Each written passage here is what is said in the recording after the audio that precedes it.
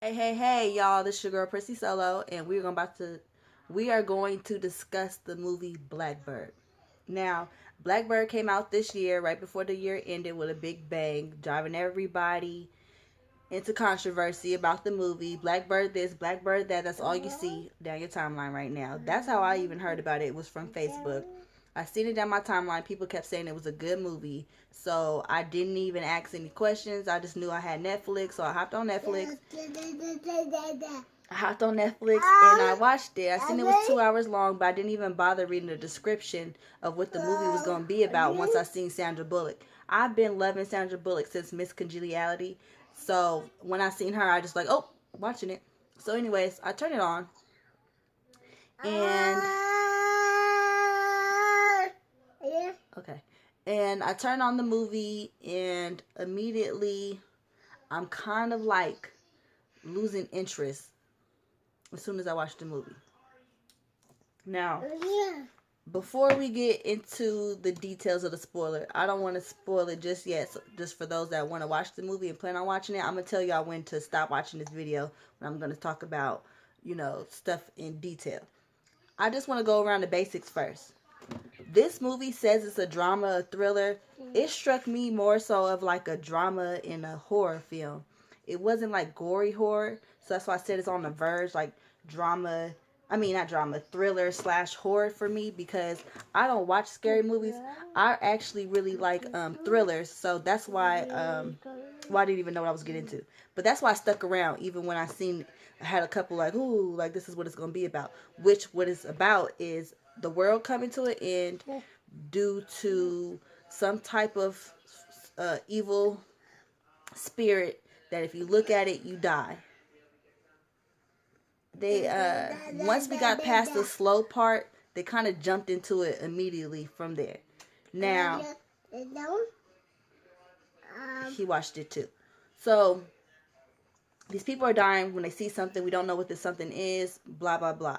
Okay, so the movie basically tells about the story of how it all happened, because early on we see Sandra Bullock, this pregnant woman with these, y'all, okay, let's just say this. First of all, had I had known what the movie was about, I wouldn't have watched it. When I began watching the movie, although I understood the storyline, I felt like I was watching the movie waiting for something that never happened. We still don't have no type of understanding as to where this came from, why it happened, or anything really for that matter, and what happened to the world afterwards. The story follows this woman and these two kids traveling to a better place, trying to get away from the evilness in the air. What I took from the movie, y'all, was basically to walk by faith and not by sight. I took that the movie was about a spiritual warfare going on, and that it's um, just a spiritual warfare, and to walk by faith and not by sight. And I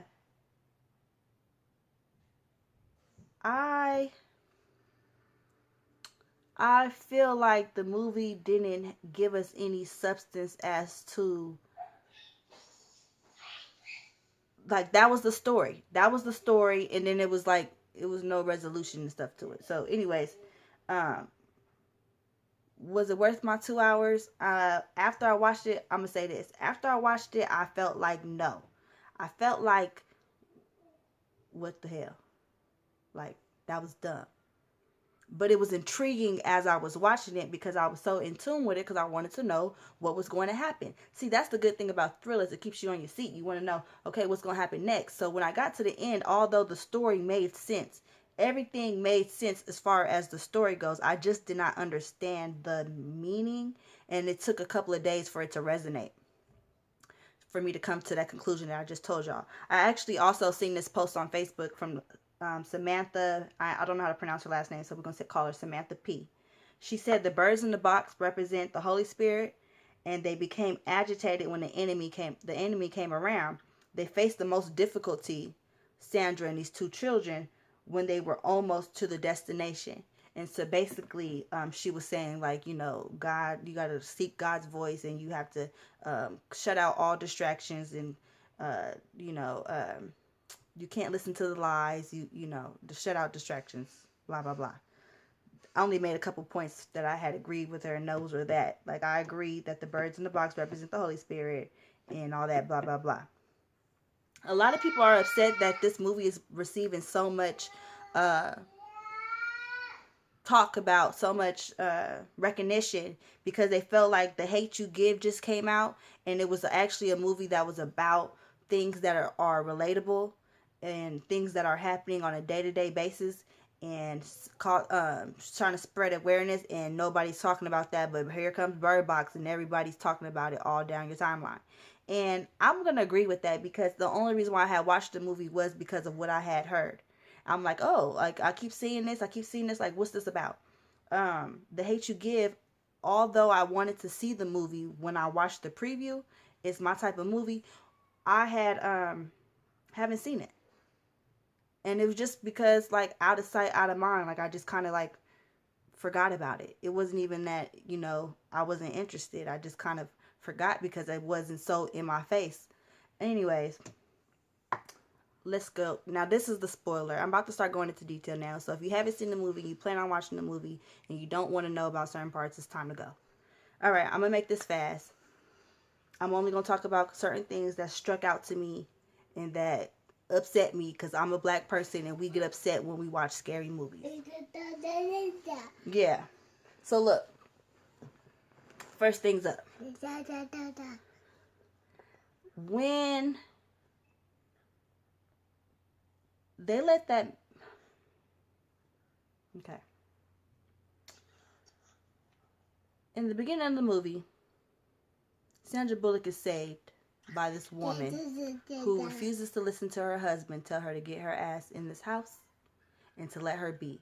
She was like, she's pregnant, she needs help, because at this point Sandra had been knocked down to the ground, and she just in so despair, she just watched her sister die, so she just kind of just stuck on the street. This woman wants to come and help her, and the husband was like, get your ass in this house, and the woman ended up dying. Sandra lives, and now she's in this house with this asshole of a man. Now, now this man is now, we're going to call him asshole, because that's what, I don't even remember his name. He was just the mean guy, the mean old man. And he didn't trust nobody or nothing. That brings me to this point. I felt like he was an asshole up until the pregnant woman let a man in the house. And I became very upset when the pregnant woman let this man in the house. First of all, bitch, you're a +1. You're not even supposed to be here. You're lucky we let you in this motherfucking house. These people had to go and get more food because now they have 2 pregnant people. So when you were allowed in this home, you were already bringing a +1 because you're pregnant. I got so upset when she let that man in the house. Bitch, how dare you? So I was with asshole because at this point they had already had the car robbed by Machine Gun Kelly and that police broad, which was so wrong. And they went to the store and almost got killed from I was about to call him Black Man, but you know, the fine ass black man, Trevante Rhodes. I don't remember what his, Tom. He was Tom. When Tom wanted to try to help the man out the freezer. So at this point, y'all know that the only evil that y'all thought y'all had to worry about is not true. Basically, you also have to worry about others. I could see in the beginning letting the pregnant woman in because she posed no threat. At this point, all they know is that if you see it, you pass away. So it was no sudden reason to have a fear of each other. I felt like nobody had did anything. So at this point, when the asshole man was like, he gotta go, and everybody was against him, I was upset too. I'm like, wait, y'all not even trying to have a discussion. Y'all just automatically dismissing him as being an asshole. And in the beginning, I was with them. He was an asshole, but at this point, it's kind of like y'all had already experienced these things with other people now. So why aren't you guys have any type of like y'all have no fear in worrying about somebody else? And that had made me upset because you already had two different examples of some grimy shit. Now, when they locked him away because he put the gun on the man, and I'm like, oh, I would have been locked in that garage too. I'm tell you why. I wouldn't have stood for that. Hold on, wait. He hasn't posed. We have lived with this man for a couple of days now. He hasn't done anything other than be an asshole that to me posed any threat. So why are we locking him away in the garage? To me, that was just shiesty anyways to begin with. That was kind of like, well, damn. You didn't, like, you just, I kind of felt bad for him at that point. Anyways, when I finally was able to get over my anger with the pregnant broad about letting this stranger in the house, I was able then to focus on this man that they had allowed in the house. And I'm going to tell y'all something that this man did that let me know he was trouble. I didn't know to the extent that he was trouble, but I knew he was going to be a problem. I'm going to tell y'all what he did. And okay. When the man was talking about throwing him out, and they all were arguing, and he was trying, about whether he could stay or not. He threw himself on the floor, kind of like it reminded me of a child. As a parent, it reminded me of some shit that your child does when you tell them no, come on, let's go, and they're not ready to leave, or they can't have something that they want. So they fall out in hopes that it's gonna stop you from picking their ass up or telling them, no, you got to go get up or this is the answer. And for me, as a parent, when he did that, it struck me as, oh, you don't think that I won't pick your ass up and throw you out this motherfucker? I don't care about you throwing yourself out on the floor. To me, it was intrusive. It was kind of like, I'm staying. Like, you know what I mean? Like, you can't throw me out. Like, what? That struck to me. That kind of was like, oh, this motherfucker here is intrusive. Also, again, when I'm thinking about it and I had time to think about it, I wondered why at no point did he not ask to use anybody's phone to contact these friends of his, ask anybody to go with him to find his friends. It would seem to me if me and my friends split up for whatever reason, that at some point we want to meet back up again, and if I find this house full of people and I don't know these people, and there's a guy that's trying to pull a gun out on me, he don't want me here, that I would try, can you stop it? That I would try to be around people that I'm comfortable with, people that I know. You know what I mean? It's not like these people are dead, so you say. So that was another red flag to me. All right. Another spoiler that I want to talk about. I have a question. When they were in the lake and that man attacked them and Sandra shot him, was that real or did she dream that? I didn't understand, like, if that had really happened or not, or if that was in her head. Okay, another thing that I had liked about the movie that had pointed out to me, that was like, okay, when she called the kids boy and girl, I know that the movie was trying to emphasize how detached she was. Sandra, in the beginning, was, although she was getting ready to have a child, she didn't really feel this connection with the child. And even when she had the children, naming them boy and girl shows the disconnect that she placed with her and these children just in case something crazy happened, right? Just in case they passed away, whatever like that. Which is smart to me. That to me was kind of like logical. It was like, okay, it's the end of the world. If I name these children, then I have this emotional connect.